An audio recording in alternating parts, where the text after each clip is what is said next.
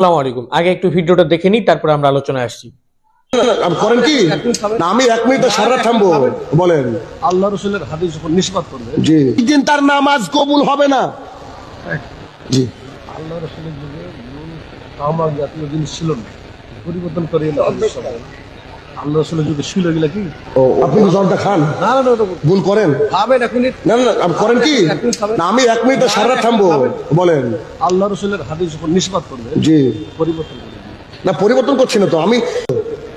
যেটা আল্লাহ আপনাকে কে, না না, আপনাকে এখানে বসিয়েছে কি? আল্লাহ রাসূল আমি আল্লাহ রাসূল সাল্লাল্লাহু আলাইহি ওয়াসাল্লামের কথাই বলছি হুবহু, কিন্তু আমাকে ভেঙে বলতে হবে না, শব্দ বলবেন না। আচ্ছা, বিশাল বড় গ্রাম ছিল, ওই গ্রামের নাম ছিল জালসা।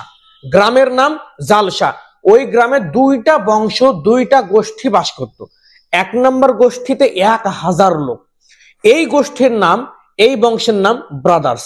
আর আরেকটা গোষ্ঠী বাস করতো ওই জালসা গ্রামে, সেই গোষ্ঠীর নাম হলো শাইখুল হাদিস। 313টা লোকের এই গোষ্ঠী, মাত্র 313টা লোক। এই ছোট্ট একটা গোষ্ঠী, ছোট্ট একটা কমিউনিটি। আর একটা বিরাট বিগ কমিউনিটি ছিল, সেটা কি? ব্রাদার্স। তো এই ব্রাদার্সদের 1000 লোক, বিশাল বড় গোষ্ঠী, বিশাল বড় বংশ। আর এই শাইখুল হাদিসের মাত্র 313 জন। তো এরা লাজাই, মানে একটু দুর্বল শ্রেণীর লোক। যখনই এই বড় দল, মানে এই বিশাল বড় গোষ্ঠীর, এদেরকেও ভুল করে, আর এই যে শাইখুল হাদিস নামের যে ছোট্ট একটা বংশ, এই বংশের কেউ যদি এদেরকে ভুল ধরিয়ে দেয়, তখন এরা তো 1000 সঙ্গে, তখন আদলা তুলে মারার চেষ্টা করে। আর গরম কি, হাবভাব কি, মানে চোখে পাতুলি দেবে এরকম ব্যাপার। তো এদের ক্ষমতাই আলাদা, মানে এদের প্রচুর লোক, 1000 লোক, লোক সংখ্যা এদের বেশি, ক্ষমতা বেশি। আর এরা শাইখুল হাদিসরা মাত্র 313 জন, এদের ক্ষমতা কম, লোক কম, বাহুবল কম। তো এরা যদি কোনোটা সঠিকও বলছে, তো এই বিশাল বড় গোষ্ঠীর কাছে এই ব্রাদার্স নামের এই যে বিরাট বংশ, 1000 লোকের বংশ, এই বংশ লোকেদেরকে এসে তাড়িয়ে তুলে দিয়ে যাচ্ছে। এদের কাছে এরা টিকতেই পাচ্ছে না। তো আজকের আলোচনা বুঝতে গেলে এভাবেই বুঝতে হবে, একটা বিশাল বড় গোষ্ঠী বর্তমান জামানাতে, যাদেরকে বলা হয় ব্রাদার্স। এই ব্রাদার্স নিয়ে মতিউর রহমান মাদানির ব্রাদার্স, ওই রকমই সিস্টার্স। মাশাআল্লাহ, আলেম ওলামা বসে আছে, আর একজন ব্রাদার্স আলোচনা করছে, ফতোয়া দিচ্ছে না? তো মতিউর রহমান মাদানি এত সুন্দর করে উনি আলোচনা করেছিলেন যে ব্রাদার্স একটা বিশাল বড় ফিতনা বর্তমান সময়ে। আর আমরা যখন এই বিষয় নিয়ে কথা বলেছি, আমাদের কথা বলতে বলতে মুখ দিয়ে ফেনা উঠে গেছে। যখন আমরা বারবার করে বলেছি, তো আমাদেরকে আদলা নিয়ে তেড়ে এসছে। আমাকে তো আদলা মেরেই দিয়েছিল, এরকম ব্যাপার। আর সরে না গেলে আমার কপাল ফেটে যেত। তো আদলা ওরা হাতে করেই থাকে, কারণ ওদের বিশাল বড় গোষ্ঠী, ওদের লোক বেশি, বাহুবল বেশি, লোক বেশি, ক্ষমতা বেশি। হ্যাঁ, তো ওদের বিরুদ্ধে সত্যি কথা হলেও বলা যায় না। এই ভিডিওটি আমার বানানোর কোনো উদ্দেশ্যই ছিল না, কিন্তু অনেক মানুষ আমাকে রিকোয়েস্ট করলেন যে আপনি একটি ভিডিও বানান। আর আমিও মনে করলাম যে এই ভিডিও যদি আমি না বানাই, তাহলে আমি নিজের কাছেই বেঈমান হয়ে যাব। কারণ আমার সূত্র হলো, আমার ফর্মুলা হলো, আমার বাবা ভুল করলেও ভুল, আমার মা ভুল করলেও ভুল, আমি ভুল করলেও ভুল, আমার বংশের কেউ ভুল করলেও ভুল। ভুল ইজ ভুল, অন্যায় ইজ অন্যায়, অন্যায়কে অন্যায় বলতে হবে, এটা আমার নীতি।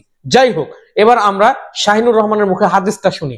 কি নিয়ে বিবাদ হয়েছিল সেটা আমরা জানবো। আগে শাহিনুর রহমানের মুখ থেকে হাদিসটা শুনি। আপনি হাদিসটা পাঠ করুন। এই তো হাদিসের দশা।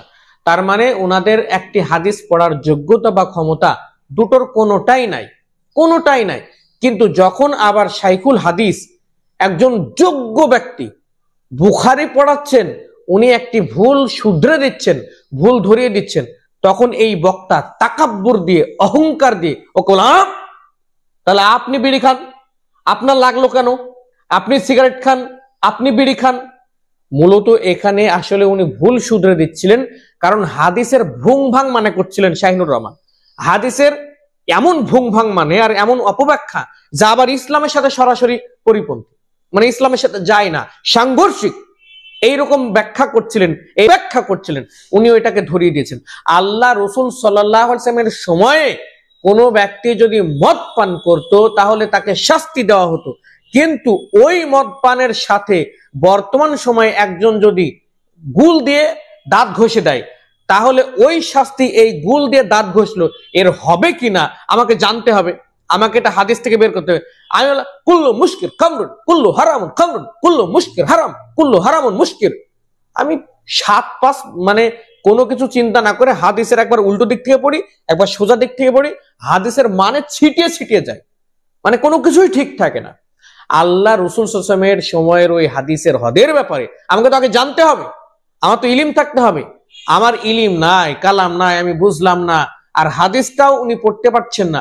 আবার যখন ওনাকে শুধরে দিচ্ছে, উনি তো ভাববেন যে আমাকে ভুলটা শুধরে দিচ্ছে, তাহলে আমাকে ওই মানুষটার সম্পর্কে আগে জানা দরকার, উনি শাইখুল হাদিস কিনা, সম্পর্কে জানেন কিনা, আমাকে বুঝে কথা বলতে হবে। তো আপনাকে কে বসিয়েছে এখানে? আপনাকে কে বসিয়েছে?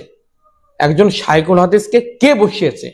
আর ব্রাদার্সদের এই বিশাল বড় গোষ্ঠীতে চলছে এটা অত্যন্ত আশ্চর্যজনক। হাসির কথা আমার কাছে যেটা মনে হলো, শাইখুল হাদিস এখন শাহিনুর রহমানের কাছে শিখবে।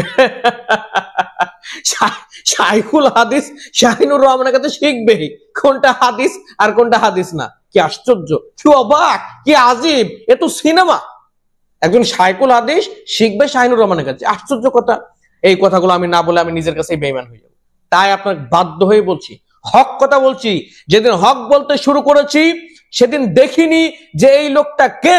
যেদিন হক বলতে শুরু করেছি সেদিন চিন্তা করি না যে এই ব্যক্তির সমাজে কতটুকু মান। যেদিন হক বলতে শুরু করেছি সেদিন বোঝার চেষ্টা করিনি এই মানুষটা আমার বাপ কি চাচা, এটা দেখার ইচ্ছাই করি না। যে হক বলতে লেগেছি তো হক বলে যাব। শাহিনুর রহমান ভাইকে আমার কিছু অনুরোধ থাকবে, রিকোয়েস্ট থাকবে, ভাই আপনাকে আমরা ভালোবাসি। কেন? কারণ আপনি তো কীর্তন করে বেড়ান না, আপনি দিনই আলোচনা করেন, ইসলামের আলোচনা করেন, এটা তো ভালো জিনিস, এটা তো খারাপ আমরা বলতে পারি না। কিন্তু যেই হাদিসগুলো মানে করতে যাবেন, হাদিসগুলো বাড়ি থেকে মুখস্থ করে যাবেন, পড়াশোনা করে ব্রেনে ঢুকিয়ে হাদিসটার ব্যাখ্যা, হাদিসটার মর্মকথা কি, মূল অর্থ কি, তথ্য ভিত্তিক মুখস্থ করে তথ্য ভিত্তিক আলোচনা আপনি গিয়ে ডেলিভারি করবেন স্টেজে। তাহলে এই সাধারণ বিষয়গুলোকে নিয়ে আপনাকে হাসির পাত্র হতে হবে না। যে বেটা ওই এখনো ব্রাদার্স মানেই জানে না, ও মনে করে আমি ব্রাদার রাহুলকে বলি। তো যারা এখনো এইটুক জ্ঞান অর্জন করতে পারেনি, তো ওরা আর কি শিখবে জীবনে? এই জাহেলদেরকে কি করে বোঝানো যাবে? এই জাহেলদেরকে যদি আপনি আপনার কিডনি বের করে ওর হাতে দিয়ে দেন, ভাই কিডনি দিলাম, এবার আমার একটা কথা বিশ্বাস করো, ও তাও করবে না। ওই এমন জাহেল, ওর মোহর লাগিয়ে দিয়েছে আল্লাহ ওর জাহেলের উপরে, মানে জাহেলের উপরে ঠাপ্পা লাগানো হচ্ছে। এমন বড় জাহেল, ও জাহেলে মুরাক্কাব। ওকে বোঝানো হচ্ছে একটা সঠিক জিনিস, ওকে বোঝানো হচ্ছে আরে ভাই হাদিসের অর্থ এইটা না, হাদিসের অর্থ ইচ্ছা মতন করলে কষবে কিয়ামতের দিন আমাকে আল্লাহ। এইটা যে বোঝানো হচ্ছে, ভাই হাদিসে যা আছে আমাকে তাই বলতে হবে। আমি অমুক, আমি তমক, আমি নিজের মতন করে হাদিসের মানে করে চলে যাব, উল্টো পাল্টা করে চলে যাব। আমি আল্লাহ রসুল বলেছে তখন কি মদ ছিল, তখন কি বিড়ি সিগারেট ছিল, তাহলে মদের উপরে তখন শাস্তি হচ্ছে, এখন বিড়ির উপরে শাস্তি। আমি পয়দা করলে হবে? আমাকে হাদিস কোরআন অনুযায়ী আমাকে বলতে হবে না, আলোচনা করতে হবে না? এই বিষয় নিয়ে সালাফদের মতামত কি ছিল এটা আমাকে জানতে হবে না? এই বিষয় নিয়ে ইমামদের মতামত কি ছিল আমাকে জানতে হবে না? আমি খুব লাটের বাট হয়ে গেলাম আজকে, আমি যা বলবো তাই, মানে আমি ফতুয়া এখন নাকি?